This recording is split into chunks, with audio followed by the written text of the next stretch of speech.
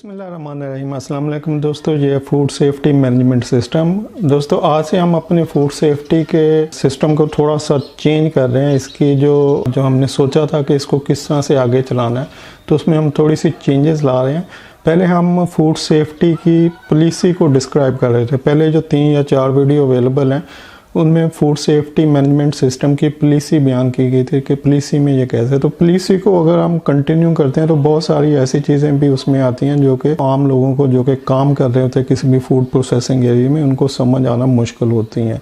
यानी पॉलिसी होती तो इम्प्लीमेंटेशन करने के लिए है, लेकिन पॉलिसी में जो कुछ बयान किया जाता है उसको अगर उसी तरह से डिस्क्राइब किया जाए या एक्सप्लेन किया जाए तो लोगों को आसानी से समझ नहीं आता। लेकिन जब हम उसकी प्रैक्टिकल इम्प्लीमेंटेशन करते हैं, यानी कि अगर कोई बंदा ये देखे कि किस तरह से किसी चीज़ को इम्प्लीमेंट किया जा रहा है, तो वो उसको ज़्यादा आसानी से समझ आ जाता है और वो इजीली उसको अंडरस्टैंड कर लेता है।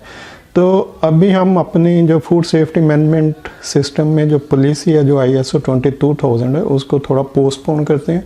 उसको साइड पर रखते हुए अभी हम एक स्पेसिफिक प्रोजेक्ट की तरफ जा रहे हैं जो कि एक रेस्टोरेंट का प्रोजेक्ट है। तो हम आपको नेक्स्ट आने वाली वीडियोज़ में ये बताएंगे कि फूड सेफ्टी मैनेजमेंट सिस्टम या हैसब को किस तरह से एक रेस्टोरेंट में आप इम्प्लीमेंट कर सकते हैं। जहाँ तक हैसब का ताल्लुक है तो दोस्तों मैं आपको बता दूं कि हैसब दुनिया में ख़त्म हो चुका है, यानी हैसब अब इम्प्लीमेंट नहीं हो रहा है। हैसब की जगह फूड सेफ्टी मैनेजमेंट सिस्टम ने ले लिया, जो कि ISO 22000 का सिस्टम है। पाकिस्तान में बहुत सारी इंडस्ट्री जो है वो हैसब सर्टिफाइड है और वो हैसब पर ही अमल कर रही हैं, लेकिन बहुत सारी जो एक्सपोर्ट ओरिएंटेड फूड इंडस्ट्रीज़ हैं उन्होंने हैसब के बाद अब फूड सेफ्टी मैनेजमेंट सिस्टम में सर्टिफिकेशन ले ली हुई है। तो हैसब अब ख़त्म हो चुका है, लेकिन फूड सेफ्टी मैनेजमेंट सिस्टम जो है उसमें हैसब की कुछ क्लासेस भी अवेलेबल हैं। तो ओवरऑल दुनिया में फूड सेफ्टी के लिए food safety management system ISO 22000 की इम्प्लीमेंटेशन ही हो रही है। तो लेकिन अगर अब हम चूँकि एक स्पेसिफिक प्रोजेक्ट पर जा रहे हैं जो कि रेस्टोरेंट रिलेटेड है कि हमने रेस्टोरेंट में किस तरह से फूड सेफ्टी को इम्प्लीमेंट करना है, तो पहले हम देखते हैं कि जब भी हमने फूड सेफ्टी की बेसिक चीज़ों को इम्प्लीमेंट करना हो किसी जगह पे जहाँ पे पहले से उसके कोई ऐसी गाइडलाइन स्पेसिफिक गाइडलाइन ना हो जो कि या पहले कोई प्रेस्क्राइब सिस्टम वहाँ पे ना चला, तो हम देखते हैं कि इसकी लीगल रिक्वायरमेंट्स क्या हैं। तो अगर हम रेस्टोरेंट के लिए फूड सेफ्टी की लीगल रिक्वायरमेंट देखें तो यहाँ पर पंजाब फूड अथॉरिटी का सिस्टम चल रहा है पंजाब में, और बाकी सूबों में उनकी अपनी प्रोविंशियल गवर्नमेंट है, वो कोई ना कोई सिस्टम चला रही है। तो हम देखते हैं कि पंजाब में जो पंजाब फूड अथॉरिटी का सिस्टम चल रहा है, उन्होंने कुछ प्रेस्क्राइब गाइडलाइन दी है रेस्टोरेंट्स के लिए कि आप अपने रेस्टोरेंट को गाइडलाइन को इम्प्लीमेंट करते हुए रन कर सकते हैं, ताकि आपका फूड जो है वो महफूज फूड हो और वो कस्टमर को आप बेहतर सर्व कर सकें।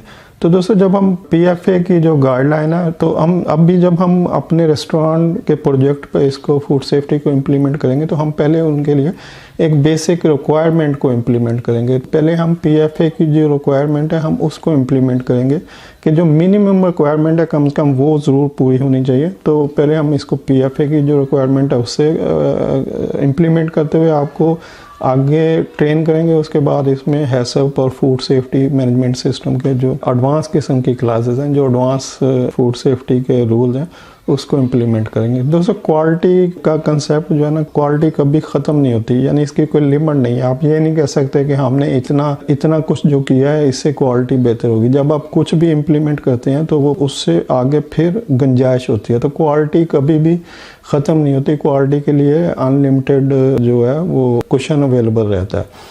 तो इसी तरह से हम भी जो मिनिमम रिक्वायरमेंट है रेस्टोरेंट के लिए जो कि PFA की रिक्वायरमेंट है उसको, और उसके बाद फिर फूड सेफ्टी मैनेजमेंट सिस्टम की जो एडवांस लेवल की रिक्वायरमेंट्स हैं इनको इम्प्लीमेंट करेंगे। इससे ये होगा कि आपको वो चीज़ें जो कि पॉलिसी में लिखी हुई हैं और जो थोड़ी बोर और खुश्क और कुछ समझ में आती हैं कुछ समझ में नहीं आती, तो आम लोग जो कि काम कर रहे होते हैं किसी भी फूड प्रोसेसिंग एरिया में, तो उनको, और वो सारी चीज़ें हर बंदे के रिलेटेड भी नहीं होती, स्पेसिफिक चीज़ें स्पेसिफिक लोगों के लिए होती हैं। जैसे क्लीनिंग के लिए जो लोग हायर किए गए हैं उनके लिए क्लीनिंग रिलेटेड जो SOPs हैं वो रिलेट कर रहे होते हैं, शेफ़ के लिए कुछ और गाइडलाइंस होती हैं और इसी तरह सर्विंग लोगों के लिए कुछ और होती हैं।